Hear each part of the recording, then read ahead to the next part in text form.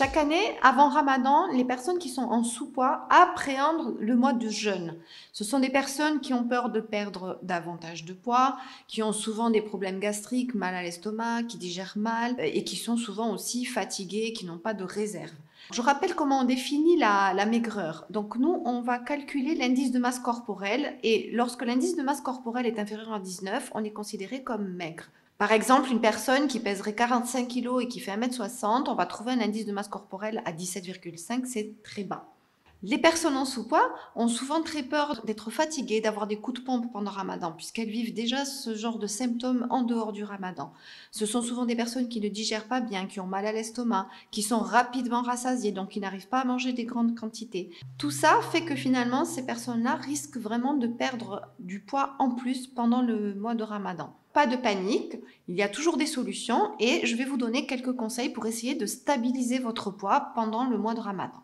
En premier, je vais conseiller de fractionner les repas. Alors ça va être un peu compliqué, c'est vrai, puisque le laps de temps est très court pendant Ramadan pour fractionner les repas, mais au minimum en tout cas, 3 repas. Un ftour, l'isha, sahur. Si vous n'arrivez pas à prendre des grandes quantités à chaque repas, des petites quantités et vous répétez, vous alternez avec des petits snacks. Alors c'est important de prendre des aliments protido-glucidiques, c'est-à-dire qui vont vous apporter des protéines et des sucres lents. C'est ça qui va vous permettre de ne pas perdre de poids. Ce qu'il faut surtout éviter, ce sont les aliments très riches, très gras et très sucrés qui vont risquer de vous empêcher de manger le repas suivant. Donc par exemple, vous allez éviter tout ce qui est frit, les bréouettes, les fritures en général, tous les gâteaux qui sont très sucrés, la viennoiserie, et puis aussi éviter de prendre bien sûr beaucoup de jus.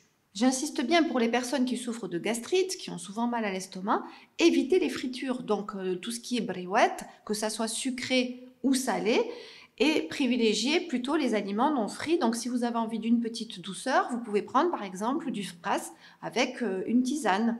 Finalement, il faut privilégier quoi? Puisqu'on veut des protéines et des glucides. Alors les féculents, vous pouvez prendre de la harira par exemple, mais vous pouvez prendre aussi du pain, des petits bot-bot, vous pouvez prendre des crêpes, mais pas trop de sucre. Et puis vous devez prendre des aliments protéiques, donc des œufs, du lait, du fromage, des brochettes, de la viande, de la kefta, ce que vous préférez.